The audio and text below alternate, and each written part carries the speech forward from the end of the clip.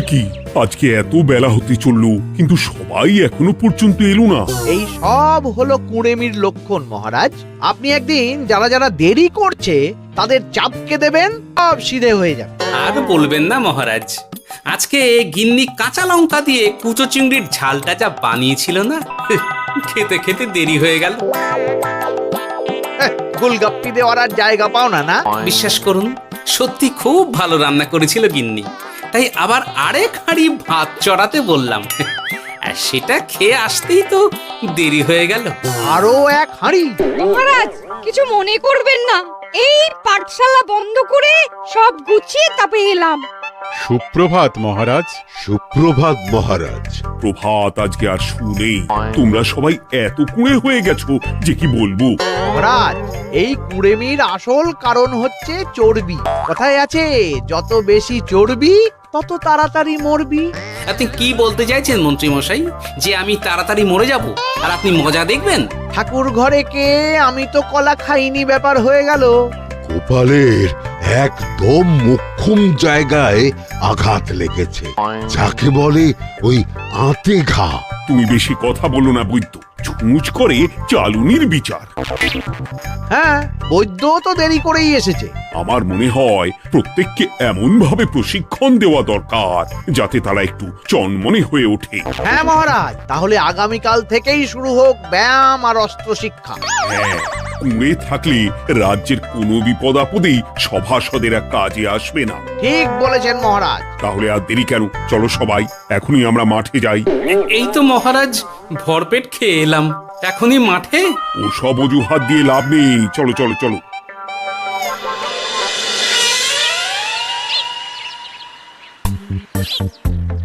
এবার সবাই সারিবদ্ধভাবে দাঁড়িয়ে পড়ো। এ কি, গোপাল কোথায়? মহারাজ, গোপাল আপনার পিছনে দাঁড়িয়ে আছে, চুপি চুপি। এই গোপাল, যাও যাও, মাঠের মাঝখানে গিয়ে দাঁড়াও। এই চাঁদি ফাটা রোদে কেন মহারাজ সুস্থ শরীরকে ব্যস্ত করছেন? এসব বাজে কথা শুনতে চাই না। শুয়ে বসে থেকে শরীরের কি অবস্থা করেছো? শরীরের নাম মহাশয়, যা সবে তাই সয়। তুমি যাবে না, তোমাকে এক্ষুনি বরখাস্ত করব। কি জ্বালা! যেখানে আমার সব কাজ বুদ্ধি দিয়েই হয়ে যায়, সেখানে গায়ের জোরের কি দরকার? হ্যাঁ, এই গোপাল, আমি 1 থেকে 3 অব্দি গুনবো, তারপরে সবাই এই মাঠের ধার বরাবর 5 বার পাক দিয়ে দৌড়বে। ঠিক আছে মহারাজ, আমি প্রস্তুত। আমি রোগা পটকা আছি, কোনো সমস্যাই হবে না। হয়ে গেল। সবাই প্রস্তুত? 1, 2, 3।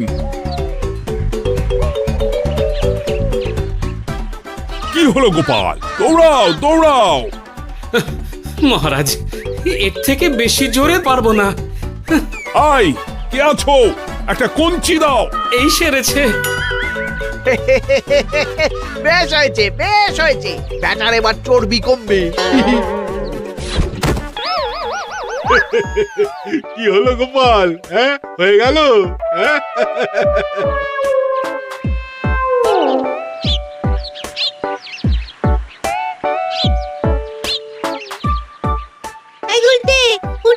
আমাদের দাদু উল্টে গেছে। হ্যাঁ, তাই তো দেখছি। চল চল গিয়ে দেখি। উফ, চেহারার কি অবস্থা বানিয়েছো গোপাল, হ্যাঁ? এতটুকু দৌড়তে গেলেই চিটপটাং। তাড়িয়ে দিন মহারাজ, এরকম বেঢপ চেহারা সভাসদকে আমাদের দরকার নেই। না না, তা বললে হবে নাকি গোপাল? তুমি এক্ষুনি বাড়ি চলে যাও, কালকে আবার মাঠেই দেখা হবে। এই দাদু, বাড়ি চলো। ওরে বাবারে!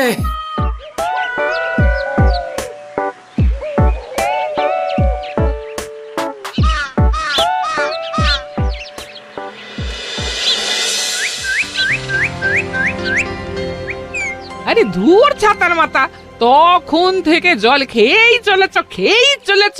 কি হয়েছে সেটা বলবে তো? শরীর চর্চা হয়েছে, শক্তি খরচা হয়েছে, আর পারছি না। উফ, বাপরে বাপ, কি পায়ে ব্যথা! এই জন্যেই আমি বলি বাপু, একটু বপুটাও নড়াও, কিন্তু কার কথা কে শোনে? ওরে বাবা, অকারণে সুস্থ শরীর ব্যস্ত করবো কেন বলো তো? বেশি নড়াচড়া করলেই আয়ু কমে যায়। তোমার এই বাজে কথা কোন শাস্ত্রে লেখা আছে শুনি? শাস্ত্রে কেন যাব, বাস্তবে জলজ্যান্ত উদাহরণ আছে। আমি মানতে পারছি না। হুম, মানতে পারছি না বললে তো হবে না, তোমাকে মানতেই হবে। বেশ, প্রমাণ করো।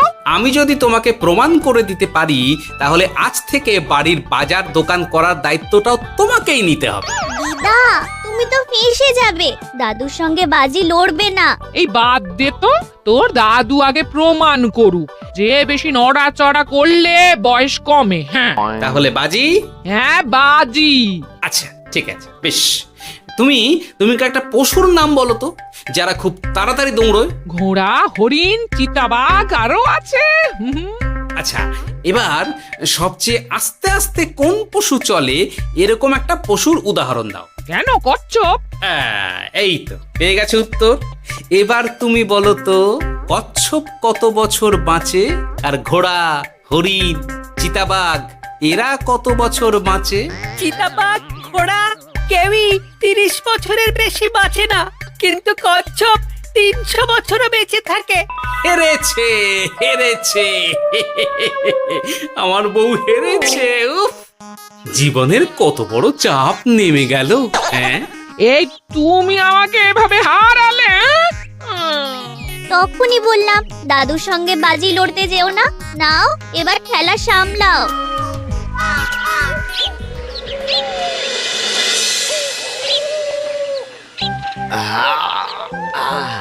আরো ভালো করে মালিশ কর।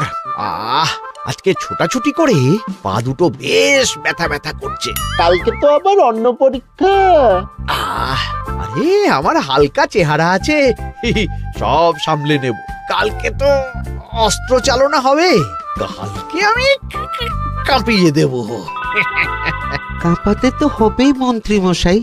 আমরা আপনার শরীরে এমন ঘষা মাজা করে দেব না, মনে হবে আপনি না একটা জলযন্ত্র অস্ত্র চালনা করতে যাচ্ছে। বাস এই তো চাই।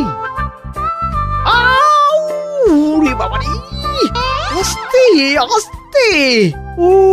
আরে বাবা, আপনার তো ইস্পাতের শরীর, ভাঙবে তবু মচকাবে না। চিন্তা করছেন কেন? ভয় পাবেন না, ভয়কে জয় করতে হবে। আরে আরে আরে, তোরা আমার কথাটার সাথে করছিসটা কি? মানুষটা মরে যাবে তো। চিন্তা করো না গিন্নি। বাবা, ওরা বলেছে আমার ইস্পাতের শরীর, ভাঙবে তবু মচকাবে না। একবার এই বুড়ো বয়সে হাত পা ভাঙলে কি সামলাবে শুনি? মন্ত্রী মশাই, আমাদের বকশিসটা দিয়ে দিন, আমরা কেটে পড়ি। বাবারে বাবা, দিচ্ছি। এনে এত খাটানোর পরে এতেই এখন খুশি থাক। হ্যাঁ,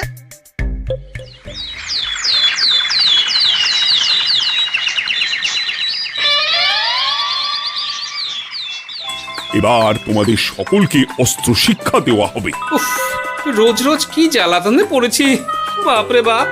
বাবা মা কাউকে ডাকার দরকার নেই, ভালো না লাগলে রাজসভা চাকরি ছেড়ে চলে যাও। মহারাজ, এটা তো উচিত নয়। যে যেটাই পারদর্শী তাকে সেটাই করতে দিন না। একটা বাঁদরকে যদি আপনি বলেন শিকার করে মাংস খেয়ে দেখা, সে কি পারবে মহারাজ? মহারাজ, গোপাল একটু বেশি কথা বলছে, ওকে আপনি বের করে দিন। আমি তোমার কথায় গলবো না গোপাল, তোমাদের সবাইকে এখন অস্ত্র শিক্ষা শিখতেই হবে।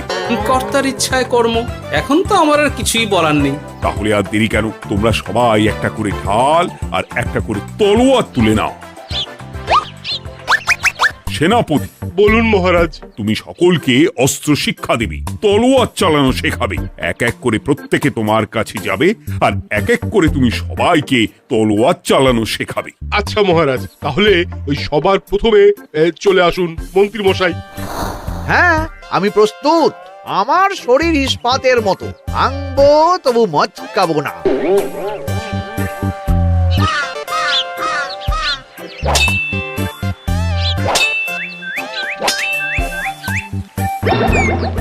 কি কেমন দিলাম? অত সহজ নয় সেনাপতি। আমি মন্ত্রী এমনি এমনি হইনি, আগে অস্ত্র শিক্ষা শিখে তবে মন্ত্রী হয়েছি। এটা কি হলো? হ্যাঁ, আপনি অস্ত্র শিক্ষায় পারদর্শী, কিন্তু আরো বিচক্ষণ হতে হবে। কারণ আজকে এই পাগড়ির জায়গায় আমি যদি তলোয়ার আপনার গলার দিকে চালাতাম, তাহলে কিন্তু আপনার এই ভবলীলা এখানেই সাঙ্গ হয়ে যেত। ঠিক আছে, মনে রাখবো। এবার বাকিদের তো ডাকো। হ্যাঁ, এরপরে তলোয়ার চালানো শিখতে আসবে গোপাল। গোপাল দাদু, গোপাল দাদু। বাবা বাবা বাবা, গোপাল তুমি আবার দল বল নিয়ে এসেছো। দেখি তোমার কত দম। গোপাল, তুমি প্রস্তুত হও। হ্যাঁ হ্যাঁ, আমি প্রস্তুত। ওরে বাবারে, এ তো ভয়ানক চাপের কাজ, আমাকে বেশ বেগ পেতে হচ্ছে। সামলাও গোপাল।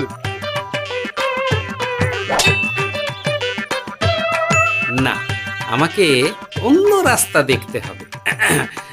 সেনাপতি, মহারাজের দিব্যি, তুমি আমার দিকে তলোয়ার ঢাল বাড়াবে না। এই এটা কি হলো? সত্যি তো, এটা কি হলো? গেল গেল গেল গেল গেল গেল গেল, দুটিটা খুলে গেল গো। দেব নাকি এবার কুচ করে কেটে? জিতে গেছি, জিতে গেছি। এটা কি হলো? শত্রুপক্ষ কখনো কারো দিব্যি শুনবে না। আর সেনাপতি, তুমি কি ওখানে দাঁড়িয়ে দাঁড়িয়ে মজা দেখছো? আমি কি করব মহারাজ, গোপাল যে আপনার দিব্যি দিয়ে দিল। গোপাল বেটা খুব চালাক। তাহলে এখন উপায়? ওসব গোপাল তোমাকে বোকা বানাবার জন্য করেছে। তুমি ধুতি ঠিক করে আবার লড়াই চালিয়ে যাও। যথাজ্ঞা মহারাজ।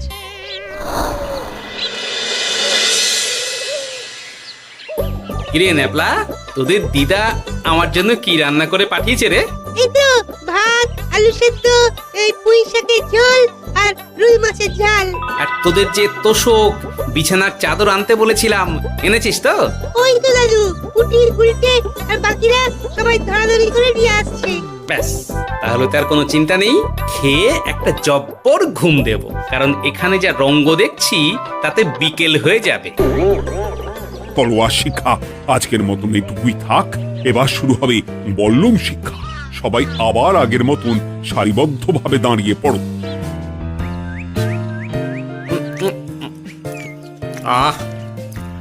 তোদের দিদা পুঁই শাকটা কিন্তু বেশ জব্বর বানিয়েছে। তোদের দিদার হাতের রান্নার কোনো তুলনাই নেই। আহা, কি স্বাদ! কি গোপাল আবার কোথায় গেল? এই তো মহারাজ, আমি এখানে ওই পুঁয়ের ঝোল আর রুইয়ের ছাল দিয়ে ভাত খাচ্ছি। এসব কি মাঠের মধ্যে খাওয়া? আরে শরীরটাকে তো রাখতে হবে। তাড়াতাড়ি খেয়ে এইদিকে এসো।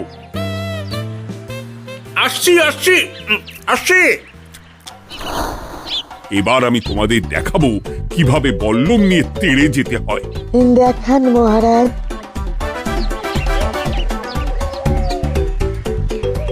এ তো খুবই সোজা মহারাজ। ঠিক আছে, তাহলে বল্লম নিয়ে তেড়ে যাও দেখি। দিন, আপনার হাতের বল্লমটাই দিন।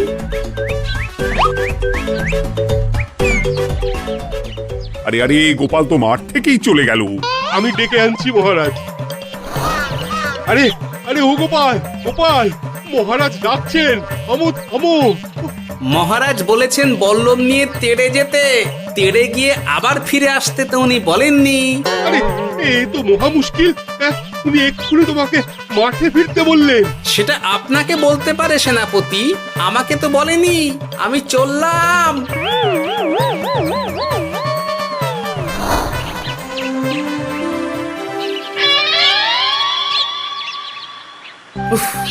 বাবারে বাবা, কি ঝক্কি! অনেক বুদ্ধি করে মাঠ থেকে খাটে চলে এসেছি। আমি আর উঠছি না। এ কি বলি, তোমাদের তো এখন অস্ত্র শিক্ষা নেওয়ার কথা। হ্যাঁ, তোমার বলা নেই, কোয়া নেই, অমনি বাড়ি চলে এলে। আরে বাবা, ওইসব অস্ত্র শিক্ষা মানেই সুস্থ শরীরকে ব্যস্ত করা, অসহ্য খাটনি, অযথা কষ্ট। কষ্ট করলে তবেই কেষ্ট পাওয়া যায়। হ্যাঁ, তোমায় আমি আগেও বুঝিয়েছি, যেখানে বুদ্ধি কথা বলে সেখানে দেহের শক্তি নীরব দর্শক গিন্নি। আরে বাবা, সে না হয় বুঝলাম, কিন্তু মহারাজ তো ভালোর জন্য সবাইকে অস্ত্র শিক্ষা দেওয়ার চেষ্টা করছে না? আরে বাবা, যার যা কাজ তাকে সেটা করালেই পারে। মহারাজ তো সেটা বুঝতেই চাইছেন না। আমি এখন ঘুমো।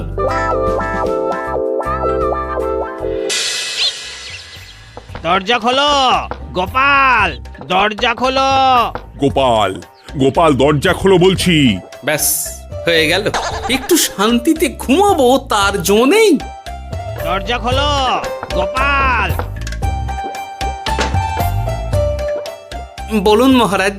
তুমি কি পেয়েছোটা কি গোপাল? রাজসভায় দেরি করে আসবে, তারপর অস্ত্র শিক্ষার সময় ফাঁকি বাজি দেবে, এভাবে তো আর তোমাকে মনে হচ্ছে রাজসভায় রাখা যাবে না। মহারাজ, গোপাল তো মুখের কথার লোক নয়, ওকে তাড়িয়ে দিই। কেন মহারাজ?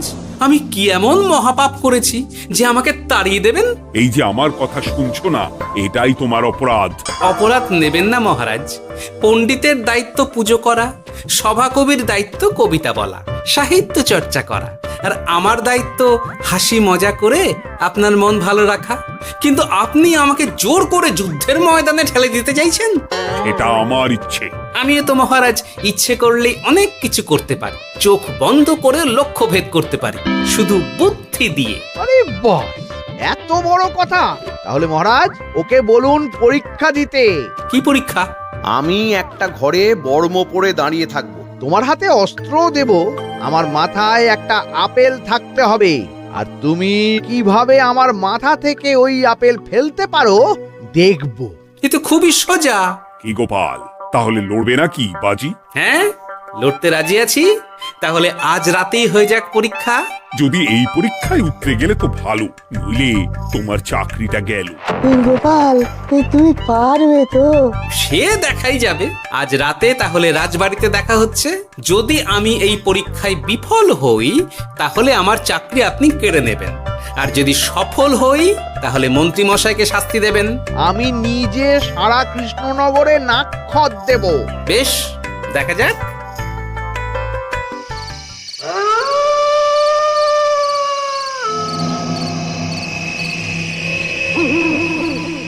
কি মন্ত্রীমশাই, ব্যবস্থা সব ঠিকঠাক হয়েছে তো? হ্যাঁ, এবার শুধু গোপালের পরীক্ষার পালা। আমি তাহলে বাইরে গেলাম, গোপালকে পাঠিয়ে দিচ্ছি।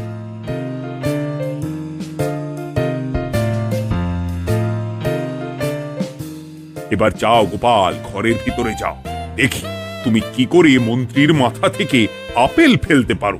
আপনি তো শুধু আমার চোখ ঢেকেছেন, আমার নাক মুখ কানও ঢেকে দিন, যাতে ঘ্রাণেন্দ্রিয় শ্রবণেন্দ্রিয়েরও সাহায্য না নিতে পারি।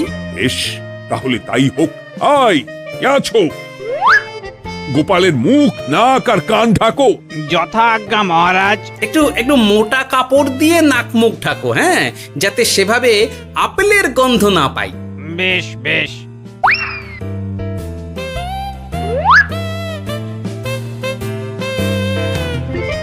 যাও গোপাল।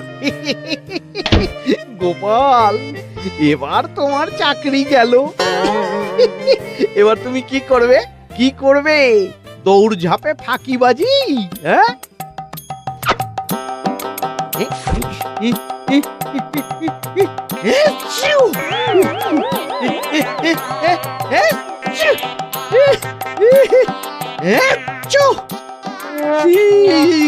গেল গেল গেল গেল গেল, আপেল পড়ে গেল। আপেল পড়ে গেল? মহারাজ, এর মধ্যেই গোপাল আপেল ফেলে দিয়েছে। ঘরের ভেতরে চলো।